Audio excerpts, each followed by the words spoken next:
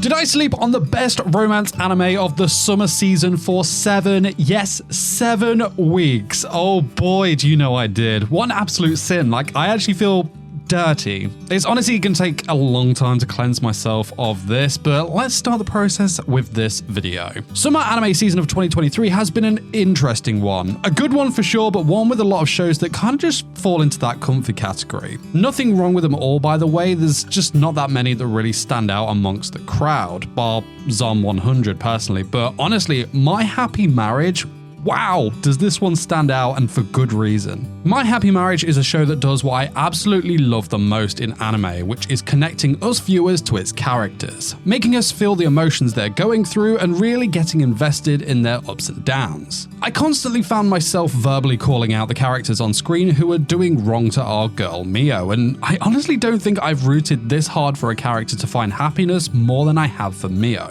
I won't lie in saying that My Happy Marriage was a show that I simply glanced over this season, and yeah, what a damned fool I am for doing so. This show is absolutely beautiful in every aspect of its being. Yes, even the nasty stuff, but there's reason for that and we'll tackle that in just a sec.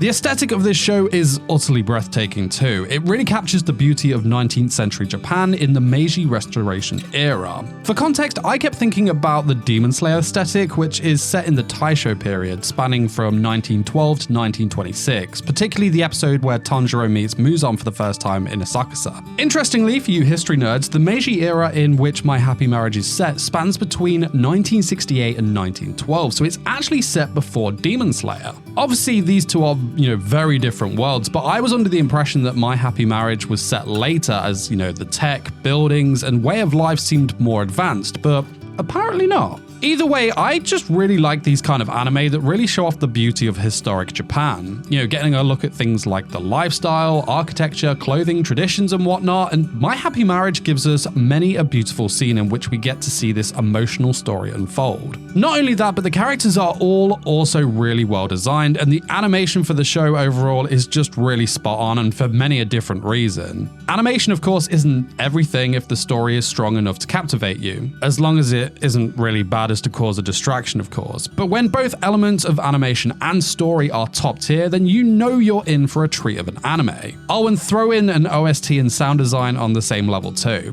Mate, honestly, chef's kiss. So, like what you hear so far, well, consider hitting that like button for me as it really does help me out. And if you want more videos such as this, hit the subscribe button and the notification bell to be notified. I'm trying to reach the goal of 200,000 subscribers, so let's reach that together. Arigato. Oh, and I've also just launched channel memberships too, where you can use these cool Karrarin emotes in the comments and in future live streams as well. So if you want to support the channel further, again, arigato. So, back to the video. So, Mio Saimori was the unlucky offspring of an arranged marriage. After her mother's unfortunate passing, her father brought in his lover and the two had their own daughter, Kaya. Mio's life was reduced to that of a servant from here on then. But it got worse for Mio.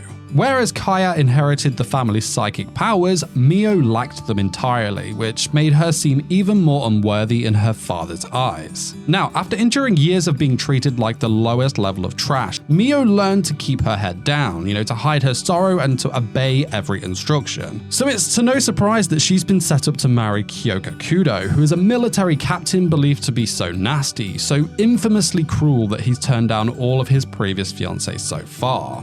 Mio's future would seem to follow suit of her miserable upbringing by being trapped in a painful marriage. However, contrary to her expectations, Kyoka is a genuinely nice and kind-hearted person, and a bit of a dreamboat, won't lie. So, what actually awaits Mio is a lifelong marriage full of happiness. However, there are many that do not want this for her. So, what really makes this show a banger is in the way in which it combines a really sweet and wholesome romance story with many a roadblock that keep you on the edge of your seat. A main focus in not only the story but in this era of Japan is arranged marriages set up by the heads of the family in order to gain something from the other. This of course didn't only happen in Japan, of course. Arranged marriages have always been set up in history for things like wealth, power, peace, ensuring a family name lasting, and so many other things. Now, what they did which was interesting here was the inclusion of supernatural gifts. At first, I really did think this was a little off as the story was already really good and it seemed as if the writers just wanted to throw in some really cool powers to the show. It didn't make a lot of sense at first, however, it quickly became obvious and very interesting as to why this was added in there. It adds more to the, I guess you could say, air quotes, wealth of a person, especially when it comes to the arranged marriages. You know, who has what gift to make which family more powerful when they have their own offspring and whatnot. And to be honest, what I originally frowned at quickly became something I thought made the story so much more enticing. There's also been a few scenes of the abilities in use, and it looks pretty badass to be fair, so I even stand corrected for that reason. Now, the real true strength of My Happy Marriage is in its characters. Each and every character in this anime have made me feel an emotion towards them. They each play their own roles so very well, and if you've seen any of my previous videos, you will know that I find building a connection between the viewer and a character as one thing that will make me fall for an anime or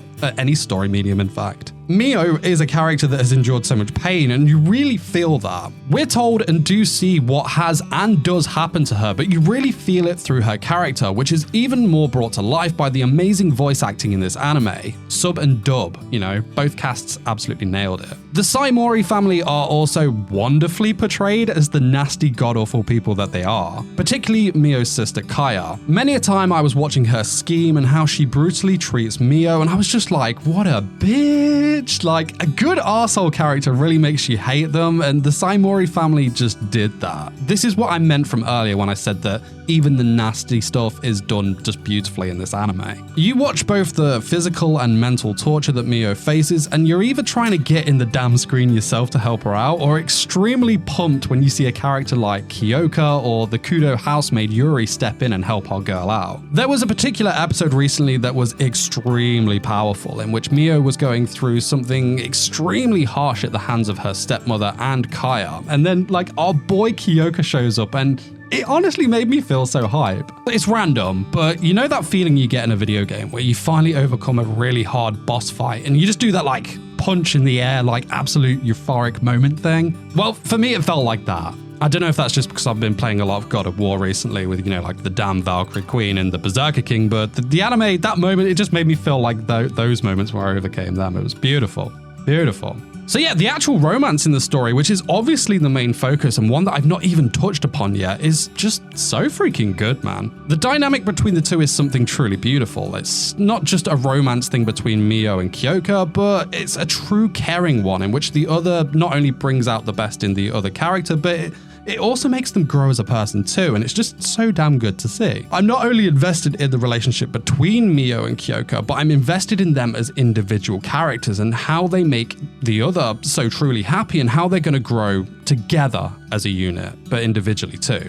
It's honestly just so damn infectious. My Happy Marriage just really makes you feel these emotions in such a strong way through how they have like masterfully presented the ups and downs, the strengths and weaknesses of all its characters, and it's honestly addictive. I think it's rare to find an anime where you just blast through the episodes and when you've caught up, you wonder how in the hell has that many episodes just played, you know? It feels like the time just flies by because you're just so damn invested in everything that the show has to offer. What a truly beautiful anime this is. Now, while you wait for the next video to drop, why not check out this video where I talk about another romance anime not to miss this summer anime season in The Girl I Like Forgot Her Glasses. But guys, that is it from me. I will see you soon. Till then, take care. Peace, peace.